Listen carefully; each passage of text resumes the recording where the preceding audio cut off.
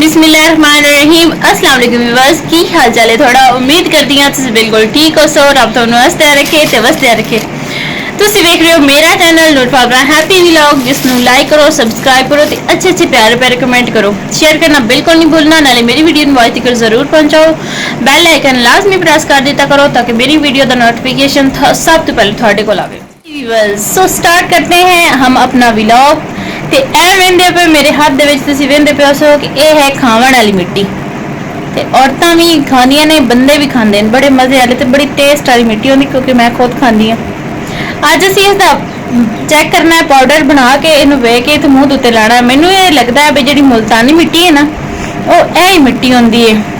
ਬਸ ਉਹਨੂੰ ਰੋਜ਼ ਵਾਟਰ ਵਿੱਚ ਭਿਗੋ ਕੇ ਸੁਕਾ ਕੇ ਫਿਰ ਉਸ ਨੂੰ ਗ੍ਰਾਈਂਡ ਕਰਕੇ ਤੇ ਪੈਕ ਦੇ ਵਿੱਚ ਪੈਕ ਕਰ ਦਿੰਦੇ ਨੇ ਤੇ ਉਹ ਮੁਲਤਾਨੀ ਮਿੱਟੀ ਬਣ ਜਾਂਦੀ ਹੈ ਤੇ ਮੈਨੂੰ ਲੱਗਦਾ ਹੈ ਇਹ ਵਾਲੀ ਮਿੱਟੀ ਹੁੰਦੀ ਹੈ। ਤੇ ਹੁਣ ਅੱਜ ਮੈਂ ਇਸ ਦਾ ਪਾਊਡਰ ਬਣਾ ਕੇ ਇਸ ਨੂੰ ਵੇਖ ਕੇ ਆਪਣੇ ਚਿਹਰੇ ਤੇ ਅਪਲਾਈ ਕਰਨਾ ਤੇ ਵੀਵਰਸ ਚੈੱਕ ਕਰਦੇ ਹਾਂ ਕਿ ਇਸ ਦਾ ਰਿਜ਼ਲਟ ਹੈ ਕਿ ਕੋਈ ਨਾ। ਜੀ ਵੀਵਰਸ ਇਹ ਵੇਖੋ ਇਸ ਦੇ ਵਿੱਚ ਮੈਂ ਪਾਉਣਾ ਹੈ ਥੋੜਾ ਜਿੰਨਾ ਮਿਲਕ मतलब दूध। ਇਹ ਵੇਖੋ ਹਮਜ਼ਾ ਬਹਿ ਕੇ ਵੇਂਦਾ ਪਿਆ ਮੈਨੂੰ ਵੀ ਇਹ ਆਪਣੇ ਮੂੰਹ ਦੇ ਉੱਤੇ ਕਿਸ ਤਰ੍ਹਾਂ ਲੈਂਦੀ ਹੈ। ਹਾਂਜੀ ਵੀਵਰਸ मैं अपना चेहरा अच्छी तरह वॉश किया वॉश करके हुण असी लानी है ए मिट्टी लानी है जेन भूत बनाओ।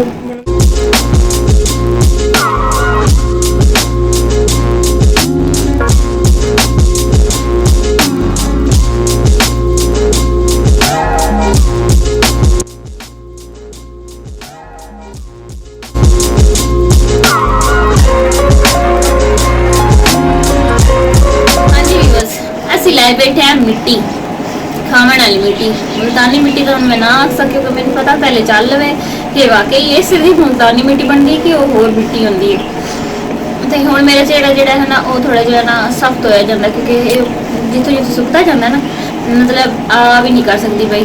इस वास्ते मैं लिप तो नहीं लाई क्योंकि मैं थोड़ी नाल गल्लां करदी हां ते ओ मुड़ बंदा चुप हो जांदा एवें समझो बंदा गूंगा हो जांदा। ਹੁਣ असा चेक करना है इसका रिजल्ट वाकई मुल्तानी मिट्टी जितना होता है कि एवं ही है मतलब कि मेरे ज़हन का एक वहम है। देखो शॉपर ढेर सारी मंगवाई है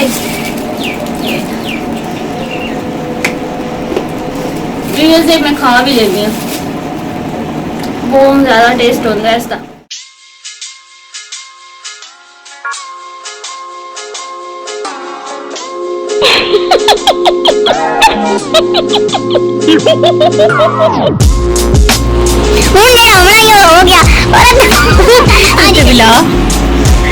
भैया सारे गोरे होंगे पे इतना गोरा होना है कि अस अंग्रेज़ों को पीछे छोड़ दे होना सिर्फ मुल्तानी मिट्टी ला ला के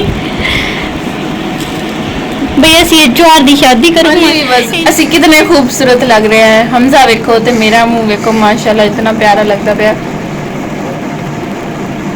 हमजा तेरे मुंह ते जलन होंदी पई मतलब कि सही फील हो रहा है तो अपने होठा का ही बेड़ा बोझ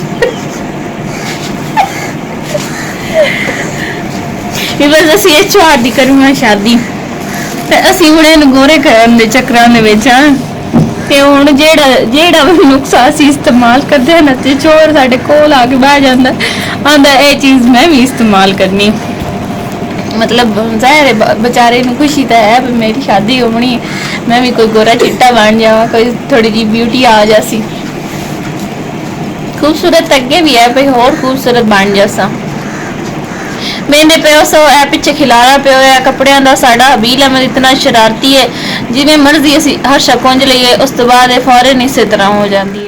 बस ला ली हुण मुल्तानी मिट्टी ते आराम नाल वाश टाइम पूरा करते पे तकरीबन इनू 20 मिनट असा ला के रखना है ते जनाब और आशीष पद के ते बैठे बस चेहरा वॉश करने तो बाद फाइनल लुक देखो माशाल्लाह बड़ा ही रिजल्ट आया है इसका मिट्टी का बड़ा ही रिजल्ट है। अगर दिन 4 बार ये बंदा लावे ना तो अंग्रेज़ों तो भी ज़्यादा रंग गोरा हो सकता है।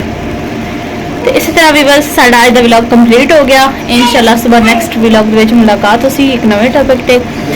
मैं थोड़ी अपनी नूर फातिमा तुसीं देख रहे हो मेरा चैनल नूर फातिमा हैप्पी व्लॉग जिस नूं लाइक करो सब्सक्राइब करो ते अच्छे अच्छे प्यारे प्यारे कमेंट करो। अल्लाह हाफिज़।